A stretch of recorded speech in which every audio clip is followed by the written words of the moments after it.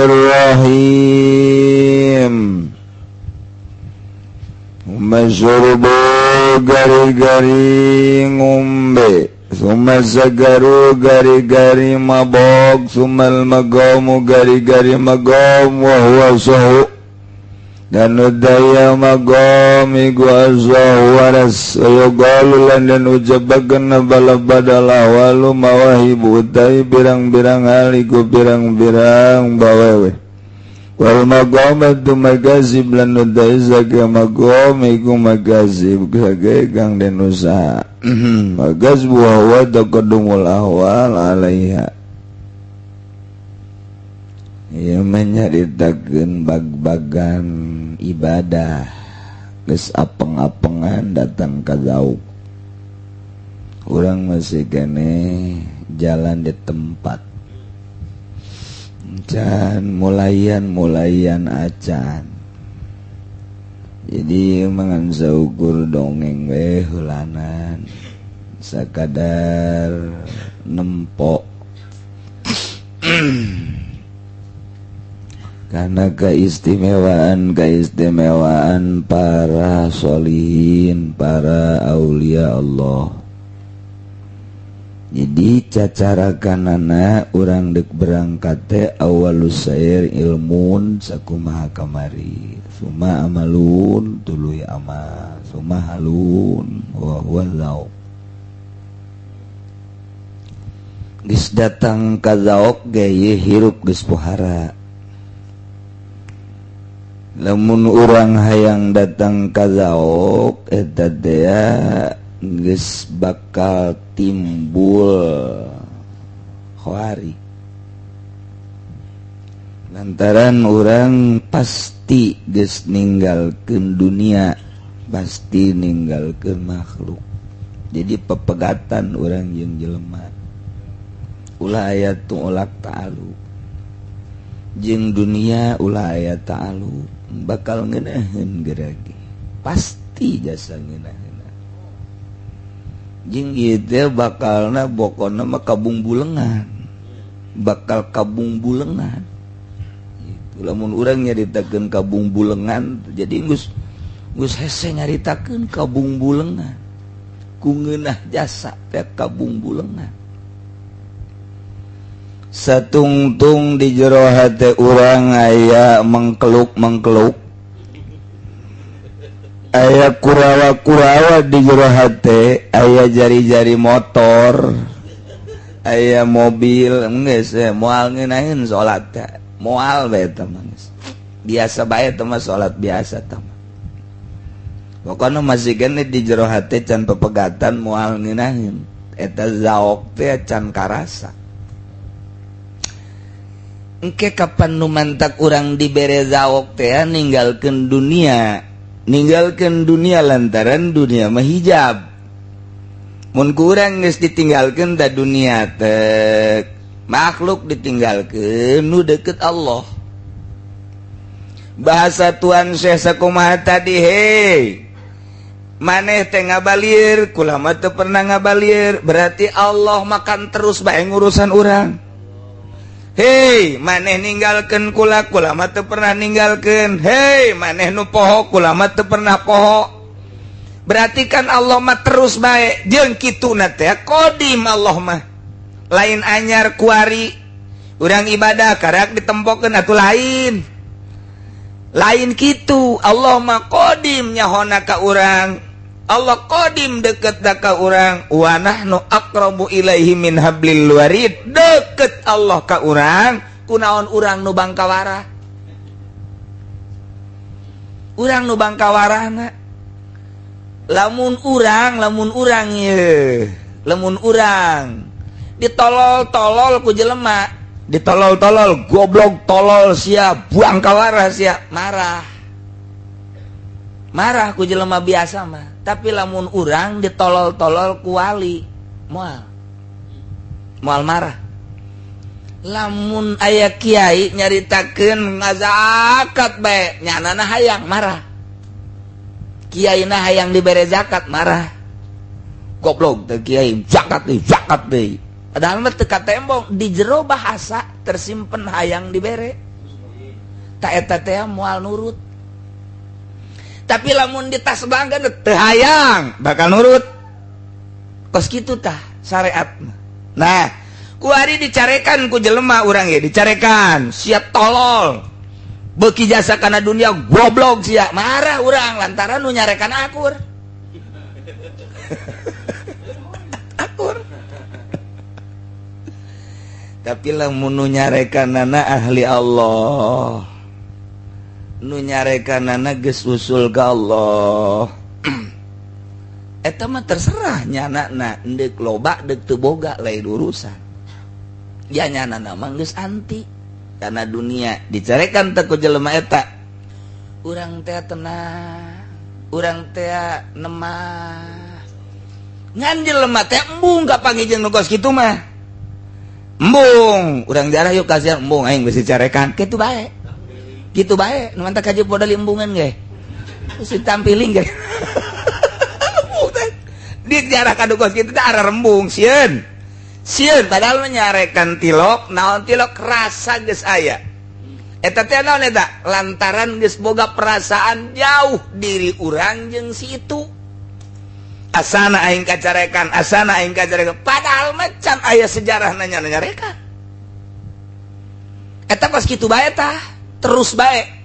Nah, ku ari urang lamun ditita ninggalkeun dunia ku hiji jelema atuh teu nurut. Tapi lamun jelema geus ngambe bau dunia.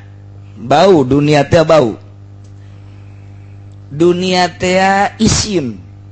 Lamun dibongkelekeun hakikatna dunia, urang teh bakal isin. Ku ari kieu aya hiji jelema di pasar, kemudian nyana morosotkeun calana, haju manehanana ngising. Eta teh isin nu neuleu. Isin nu neuleu. Kecuali parawan lain deui geus teh mah. Lain deui tempat denok. Aya hiji jelema morosotkeun calana di tengah-tengah halayak rame di pasar, ngising nyana di dinya.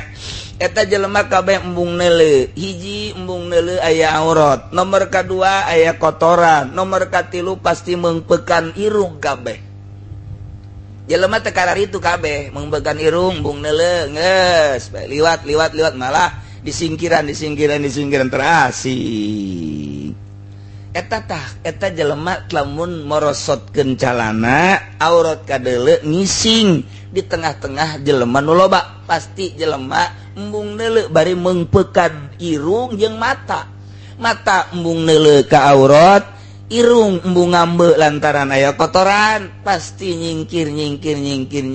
Ta eta teh kos kitu teh mun urang dibukakeun hijab dunia leuwih ti kitu.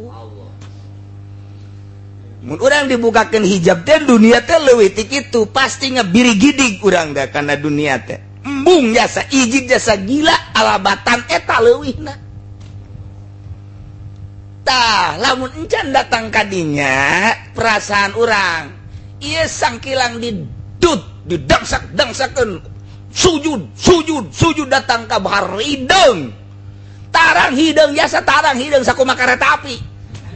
Tetep bae moal ngeunaheun ibadah, moal ngeunah satungtung encan nganggap dunia kos kitu. Ini pagawean zaok teh lain lalagaan. Hese, ieu perjalanan geus datang ka zaok. Urang deuk ka Bandung, kudu ditinggalkeun lembur. Melalui Bogor, Cianjur datang ke Bandung ka ditu. Mun jalan nu biasa, kuari nu jalan ka ditu Purwakarta, tak datang ke Bandung sabaraha kota nu kudu ditinggalkeun. Cek Imam cek Satuan Syekh Abdul Qadir hayang menempuh zaok teh, ta eta teh kudu di jalan ge iya rafit thariq al asya, ningali di jalan berbagai-bagai perkara. Urang deuk ka Bandung teh di jalan teh tunggulah tingali macem-macem. Aya eureun heula, aya neuleuh pemandangan, neuleuh ping-ping, neuleuh susu. Macem-macem, eureun heula di rest area, kemudian ngopi, dahar, angel tak datang ke Bandung. Ke Bandung teh angel biasa.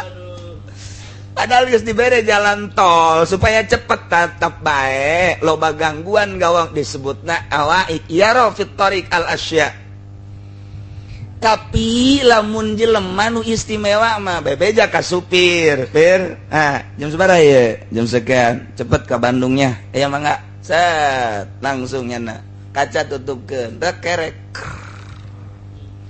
2 jam datang ke Bandung naik Lexus 1 jam ke Bandung mau naik Mio ya 5 jam lah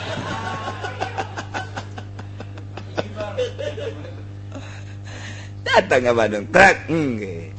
nah eta jelema nu hebat mah kos itu datang tek ditanya neuleunan jeung teu pernah neuleunan naon di rest area henteu sugan aya pemandangan henteu pokona gua mah langsung metlek datang ka pamaksudan nikmat ieu mah pan teu kuat urang di jalan teh eureun heula di rest area ngopi teh dahar teh dan lain sebagainya. Batur mah geus datang ke Bandung nya mah masih di jalan kene bahkan aya nu teu jadi ka Bandung teu jadi ka Bandung balik deh loba jasa gangguan urang dek ibadah ka Allah ya rafit tariq manawi suluk di jalan teh loba jasa aya nafsu aya dunia aya makhluk ieu gangguan urang dek datang ka Gusti Allah dek usul ka Gusti Allah tayyaro fit tariq al asya keur ngeunah-ngeunah urang magahan ngaji keur ngeunah-ngeunah urang zikir hayang usul ka Gusti Allah dienolkeun jol bae urang aya nu datang ti kabupaten kita jadi eta kos gitu aduh tawar eta ngaranna mandeg di rest area mandeg tah di rest area tanu kos itu tah mandeg berangkat kebel menganing mandegna kebel mandegna teh luak liuk deui aduh neuleuh apaan saya geus kebel jasa ieu teu ngeunaheun ditumpakanana hayang ganti ku hari ka Fortuner kan pun berpikir deui magol deui di dinya 2 kali geus magol berangkat deui teh di Belaraja aya nu geulis jahe magol deui geus sabaraha kali magol teu usul ka Gusti Allah ta ieu lah ya rafit tariq al asya ya rafit tariq al asya urang salat mah salat biasa ilmu aya beramal ngan henteu zaok moal bisa satungtung encan disia-siakeun dunia encan disia-siakeun mah tetep bae tah kutuan Syekh Abdul Qadir mah ka dieu yap jang ka dieu kiai deui ujang-ujang bae kutuan Syekh ka dieu jang teh batinna ai kiaina mah tu kiai janggotan segala sorban segala ngan ieu rohna ujang keneh ka dieu jang ada jang ditungtun kutuan Syekh Abdul Qadir ari maneh kuari aya teu aya memeh maneh aya eueuh heula teu eueuh memeh maneh sa abah memeh abah abahna abah memeh abahna abah abahna abah ai terus coba ku sia tutur ka dieu abahna abah terus ka dieu terus memeh abah Adam memeh Adam anu satan nu teu heula Allah man taqaddama Allah kan wa man ta'akhara Allah sia kuari aya diurus kan ieu ku Gusti Allah sanajan dibagus-bagus ge ieu sehat waya gering mah gering bae kan mohon sanajan di hebat-hebat ge ieu ku dokter ku tabib waya pae mah pae bae kan mohon jadi berarti anu ngahirupkeun jeung nu maotkeun sa Gusti Allah pinter sia jadi ieu nu ngurusan hirup sia dahar nginum desa Gusti Allah haju Allah ngurusan sia tia ieu urusanna geus anggeus sapancan artina tulisan umur sia tulisan kakayaan sia tulisan umur sia kakayaan jeung pagawean sia tak ieu dahar nginumna sia teh eta geus aya tulisanna jan geus ti gosip pinter sia tapi kan kuari sia kunaon eta usaha bolon ditolol-tolol ku Tuhan saya mata di zaman Tuhan saya Abdul Qadir atuh sia ku boloon-boloon teuing perkara nu geus anggeus perkara anu geus beres ku Gusti Allah diatur tulisanna lagi saya di Lauhil Mahfuz atuh sia kunaon milu ngurusan eta kunaon sia milu urusan Allah Allah teh ti eueuh ngayakeun ti eueuh ti aya ngaeuhkeun haju di jero aya teh ku Allah teh diurus sia teh segala rupana dahar nginum sare kawin jeung sajabana diurus sesuatu anu baya bagian ka anjeun yajiu bakal datang kulu kismin tiap perkara anu anjeun aya bagian kana eta perkara baik min komisin baju komis wa amamatin sorban wa uklin dahar wa surbin nginum wa nikahin jahe ieu teh bakal yajiu datang. Nah kahartin teh Gus ya kaharti atuh kunaon siar diriweuhkeun ku nu kos kitu ulah riweuh ku nu kos kitu urusan nu geus anggeus ku Allah diurus ya ulah milu ngurus sia mah kuari mah tinggal ngabakti ka Gusti Allah sok geura nolkeun lantaran Tuhan saya mah nu geus nol milu nol nolkeun di nolkeun ulah aya nanaon di jero hate engke ge wayah kawin mah kawin bae sia kuali ulah mikiran hayang kawin ulah mikiran milih nu putih nu hideung ja geus aya tulisanna di Lauhil Mahfuz geus aya tulisanana nu bakal hiji nu bakal dua nu bakal tilu sanajan nu kolot marah bae ge aya tulisanna nyandung mah nyandung bae lain amin tolol jasa kudu araramin lain tita amin ya mah ini saya tulisan ini tok cicing maneh kuari mah cicing lamun bener bakal kawin kege iraha waktu tetep bae awewe bakal datang bae ulah dipikiran kuari mah wayah ngaji wayah ibadah ulah mikiran dahar ulah mikiran nginum ulah mikiran pake andai kata anjeun bakal make sorban nu bagus geus aya tulisanna di Lauhil Mahfuz teu kudu dipikiran henteu kudu dihayangan henteu kudu diusahakeun kege sorban datang sorangan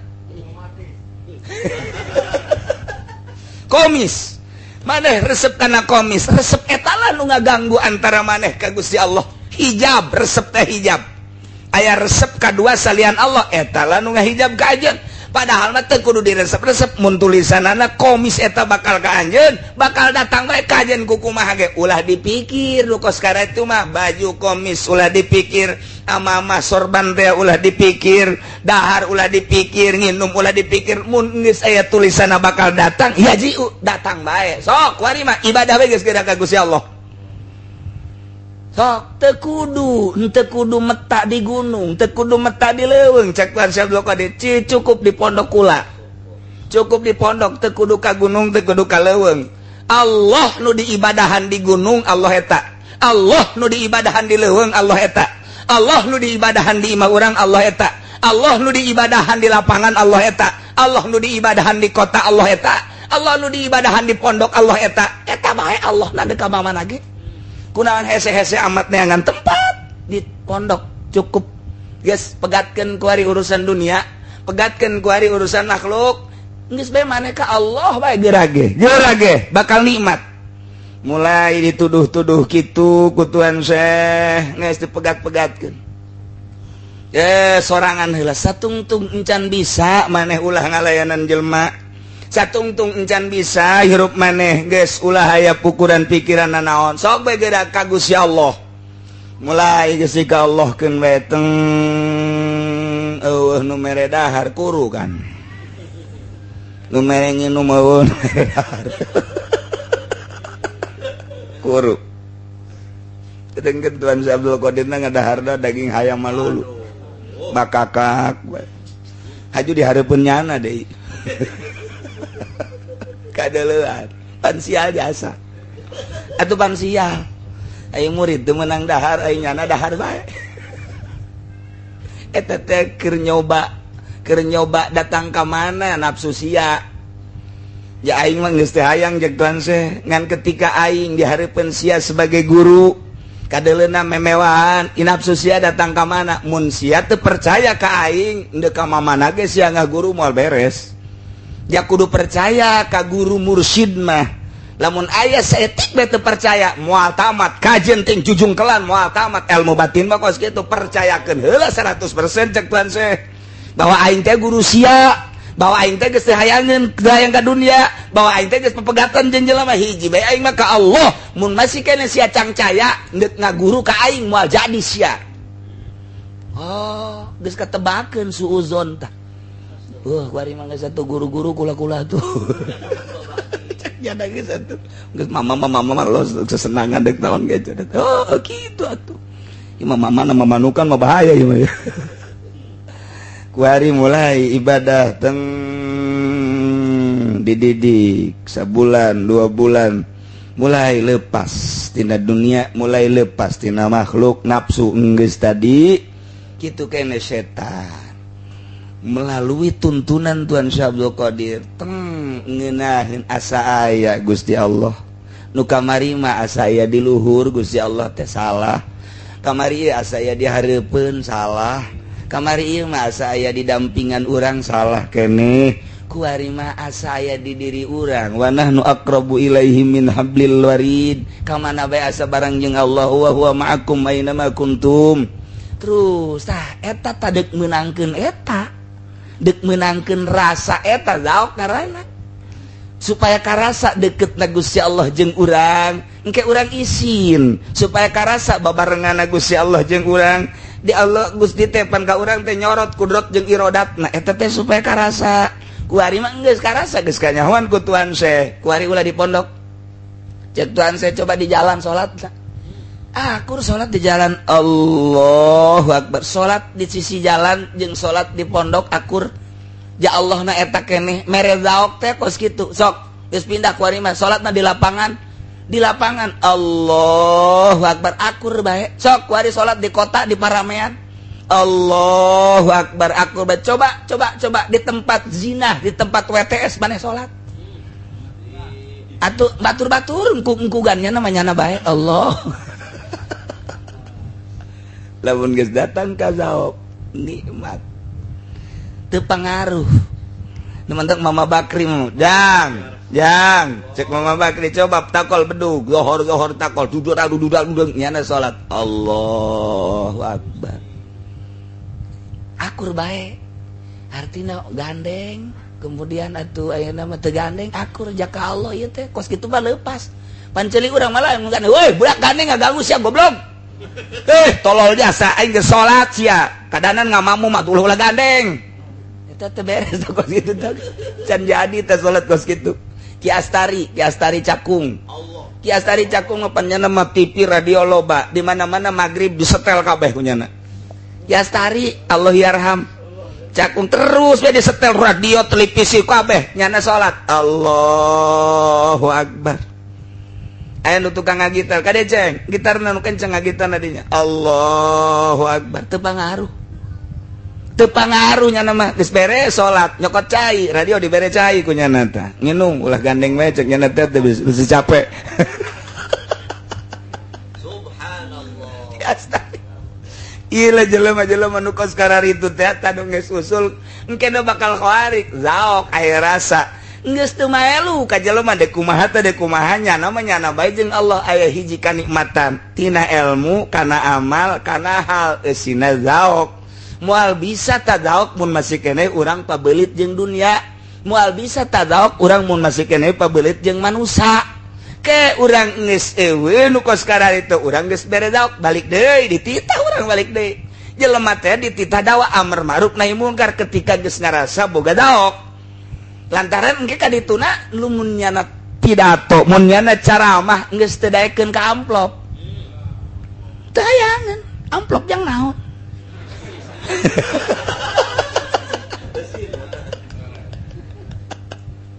tak eta geus deuleu jelema teh yang dipuji aing mah ka Allah nuduhkeun duit teh jahai teu hayang lain sombong geus teh hayang jasa cek nya teh aing mah kendaraan geus teh aing mah nuduhkeun ieu jalan ka surga ieu jalan ka neraka siadek muji heuk teu muji ngan sarua bae muji jeung teu muji sarua cacat aing cawad aing tetep aing mah kieu-kieu bae ja aing mah keur jeung Allah ngan aing mah dibere tugas amar ma'ruf nahi munkar sakitu geus ngeunaheun anu dibere ceramahna anu dibere dakwahna ge beban lantaran nyanana dibayar sakitu teu dibayar sakitu dibere sakitu teu dibere sakitu bahkan kadang-kadang dibere ge dibikeun deui ka ditu aya leutik mah ngeunaheun urang mun boga dai model kos kitu nikmat kana aja jantung ngeunaheun sejuk anu aya di mana geus datang kana zaok model kos kitu ieu mahal luar biasa fa awalus sair awal berangkat hiji ilmuna heula siapkeun sakumaha kamari ilmu macana, ilmu nahuna, ilmu tah beres. Kus bisa maca kitab ngahartikeun kemudian ngahartikeun mampen ieu jet piwalieun. Manya wali itu bisa maca kitab. Oh tidituna sebab kullu waliin alim la aksa. Setiap wali pasti alim, la aksa aya walaysa kullu alim wali. Henteu setiap alim wali tapi alim mah wali mah pasti alim. Moal aya jelema diangkat jadi wali bodoh moal aya. Manya Allah sembarangan ngangkat jadi wali bodoh. Itu udah jadi bupati gitu bodoh ulah atau komo iya kullu waliyin alimun walaksa walaysa kullu alimin waliyun kullu rasulin nabiun walaksa walaysa kullu nabiin rasul setiap rasul mah nabi teh setiap nabi rasul loba nabi teh diangkat jadi rasul tiap wali alim teh setiap alim wali loba kiai teh jadi wali ngan jadi tim sukses kos gitu tawata beres ilmu beres amal kakarak ti dieu bakal timbul hal zauk di dieu tah mun geus datang ka zauk suma surbu moal aya eureun-eureunna ibadah sebab nikmat moal aya eureun-eureunna tah mah geus kajeun kumaha ge ditahanan urang moal bisa Allahu akbar eta ngeunaheun jasa salat ngeunaheun Allahu akbar geus hese nyaritakeunana geus tanpa usoli-usolinya nama tuh usoli mah temen tadi teh anu kamari caritakeun usoli par ayo Allah saksi Japar ieu lain Allah geus ngeunaheun jasa atahna ge geus tilok atah-atahan betul cara kiai salat di dekat santrina atah santrina keur masak asak kiai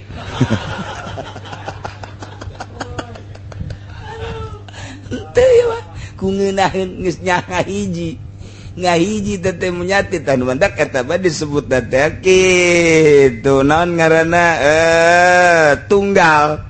tah eta teh diulah-ulah ge kitu bae ngan ulah sote nyaritakeun di luar ngaji kita teh teu meunang urang teh nyaritakeun kos itu bahwa urang ngahiji jeung Gusti Allah teu meunang nyaritakeun kitu sebab Allah mah mukhalafah lil hawadis Allah mah khaliq urang mah makhluk kecuali keur kieu urang nyaritakeun kululumpatan ka mamana ge wali mah kos kitu wahdatul wujud ja eueuh nu wujud kecuali Allah hiji kuari urang naon aya kadenge engke mah lamun urang diangkat jadi wali eueuh nu mantak Baitullah kadeuleu ge atuh bray bae ja eueuh ieu mah naon ge hayang neuleuh naon bae disingkapkeun kadeuleu oh ternyata reum bae buluna atau asal geus disingkapkeun bae ja eueuh ieu mah kalangkang nu kos ge mah eueuh Baitullah dideketkeun dideuleukeun masyaallah geus lain hiji teh geus hatta per detik ieu atuh aya keneh nu kos kararitu teh di atuh eueuh ieu mah nu aya wujudna Gusti Allah nyanana geus wahdatul wujud teu meunang tak urang nyaritakeun wahdatul wujud sasar Syekh Siti Jenar teh nyaritakeun wahdatul wujud bewak pencit teu bisa ngan lamun keur carita kawalian moal kaluar ti wahdatul wujud pasti ka dijad deui sok endek berbagai thariqah nu mana Rifaiyah, Syafi'iyah, Hanafiyah, Utsmaniyah, Tijaniyah, Qadiriyah, Naksabandiyah kabeh ujung-ujung nama wahdatul wujud ngan teu meunang dicaritakeun mun lain keur ngaji perjalanan teh ge ngahiji jeung Gusti Allah urang teh tuh lamun geus carita ngahiji atuh hese sebab tadi teh wa nahnu aqrabu ilaihi min hablil warid kadituna wa huwa ma'akum aina ma kuntum atur saya hudang hese teh asana kapanggih asa babarengan jeung Gusti Allah isin kadituna nikmat bae salat nikmat, puasa nikmat, ngaji Quran nikmat, geus ngeunah ka dituna engke maka dituna kumahanyana bae salatna ge, puasana kumahanyana, maca Qur'anna kumahanyana. Naon sebabnya nangis usul syariat eta lain berarti ditinggalkeun ngan nyana keur aya di awang-awang.